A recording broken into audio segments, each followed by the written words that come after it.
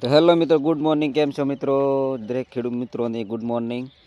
તો મિત્રો, સવારમાં આપણે તમાકુનું કામ કરવા આવ્યા છીએ. તો જો મિત્રો, અમારે ફાર્મ હાઉસ ઉપર તમાકુ કાપ્યાને આજે 7 દિવસ થયા છે. તો મિત્રો, હજુ સુધી તેનું કામ એટલે કે સુકવણી નથી. એટલે મિત્રો, હવે એને જગ્યા બદલાવાની થાય છે, જેથી કરીને કલર સારો રહે અને જે નીચેના ભાગમાં બ્લેક કલર થતો હોય છે તે થતો નથી અને દાગા પડતા નથી. જુઓ તમે, હવે આને આમ ને આમ તેની જગ્યા બદલાવી દઈશું, જેથી કરીને કલર સારો રહે. તો મિત્રો, તમારા ફાર્મ હાઉસ ઉપર તમે તમાકુનું કામ કેવી રીતે કરો છો તે કોમેન્ટ કરજો.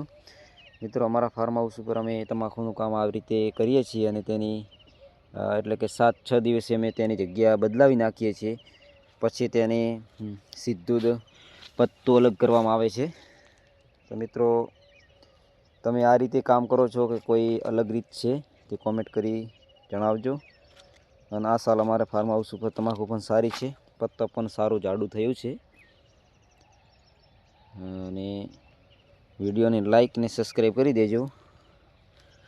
અમારા ફાર્મ હાઉસ ઉપર તમાકુ કેવી છે એ પણ કોમેન્ટ કરજો. તો જય માતાજી.